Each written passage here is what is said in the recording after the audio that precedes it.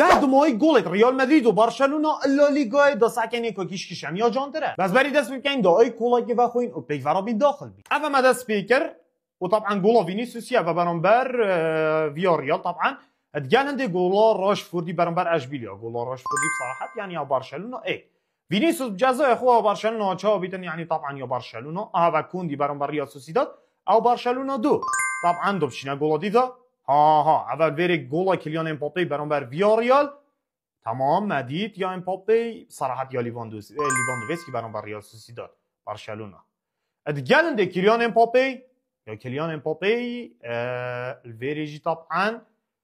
خدي يا كيليان يلا جانتره اتقال عندي طبعا فيري الله يا اردا گولری برانبر اتلتیکو مدرید ولا پنج گل جي خورم بس چینه خدي هر دو جانن یا لیواجی اردای بس هم دو اردای هل بجيرين الفيري طبعا الله فينيسيوسي كواريزما اجليدا الفيري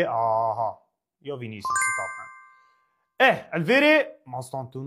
ماستانتونو اتقال هندي فيران توريس ام دي بيجين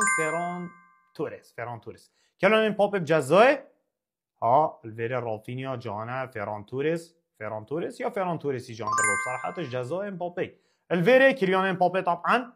كيليان امبابي ريال مدريد انكو جول بو ريال مدريد يا كيلياني جان در يا كيلياني جان در بو الله صاروخ ميليتاو برا نه جماعه ميليتاو نين اخو برشلونه داري جول يقرب مشوله بينا ميليتاو برا طبعا ميليتاو والسلام عليكم